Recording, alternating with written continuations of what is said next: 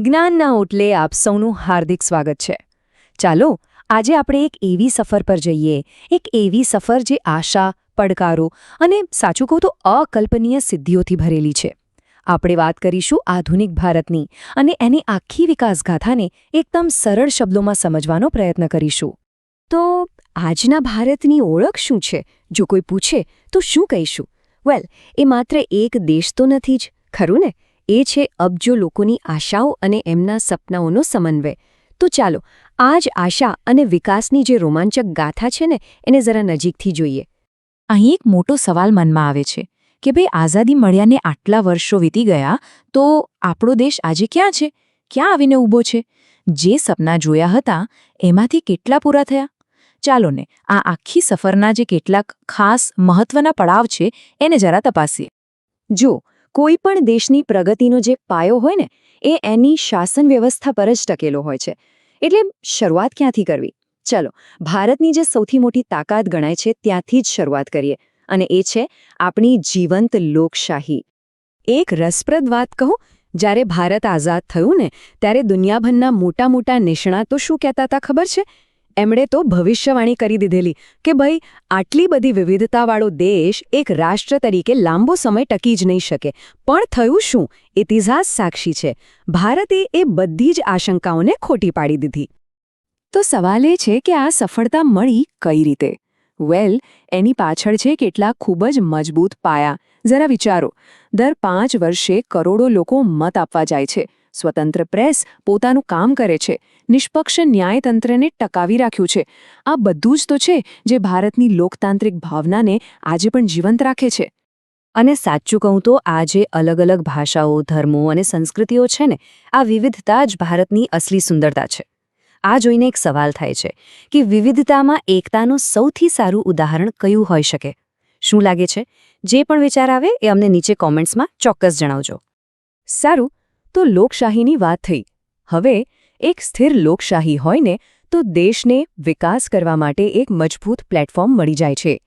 તો હવે એ જોઈએ કે આ જ પ્લેટફોર્મનો ઉપયોગ કરીને ભારતે વિજ્ઞાન અને ટેકનોલોજીના ક્ષેત્રમાં કેવી જબરદસ્ત છલાંગ લગાવી. એક વાત યાદ રાખવા જેવી છે, આઝાદી સમયે ઔદ્યોગિક રીતે ભારત ઘણું જ પાછળ હતું. પણ પછી જાણે શૂન્યમાંથી સર્જન કર્યું હોય એમ દેશે ઊર્જા, ટેલિકોમ અને સ્ટીલ જેવા મુખ્ય ક્ષેત્રોમાં આત્મનિર્ભર બનવા માટે ખૂબ જ મજબૂત પગલાં ભર્યા. અને આખી વિકાસની સફરમાં એક શબ્દ બહુ જ મહત્વનો હતો: આત્મનિર્ભરતા. અને એનું જ એક મોટું ઉદાહરણ છે GSLV. જ્યારે ભારતે GSLV જેવા રોકેટ જાતે બનાવ્યા ત્યારે દુનિયાને એક સંદેશો આપી દીધો કે હવે અમે અમારા સેટેલાઇટને અવકાશમાં મોકલવા માટે બીજા કોઈ દેશ પર નિર્ભર નથી. અને આ જ ક્ષમતા, આ જ તાકાતનું જો સૌથી મોટું અને બેસ્ટ ઉદાહરણ જોવું હોય તો એ છે આપણું મંગળ અભિયાન. શું કમાલ હતી એ! પહેલા જ પ્રયાસમાં અને દુનિયામાં સૌથી ઓછા ખર્ચે મંગળ ગ્રહ પર પહોંચીને ભારતે આખી દુનિયાને ખરેખર ચોંકાવી દીધી હતી. તો જુઓ, પૃથ્વી પરના ઉદ્યોગોથી લઈને છેક અવકાશમાં મંગળ સુધી ભારતે ટેકનોલોજીમાં સંપૂર્ણ આત્મનિર્ભરતા મેળવી લીધી. અને આ એક એવી સિદ્ધિ હતી જેને વિશ્વના મંચ પર ભારતની જે આખી છબી હતી ને એ જ બદલી નાખી.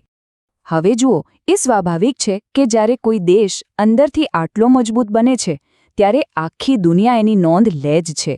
તો ચાલો હવે એ જોઈએ કે વૈશ્વિક મંચ પર, એટલે કે દુનિયાની સામે ભારતની એક નવી ઓળખ કેવી રીતે બની.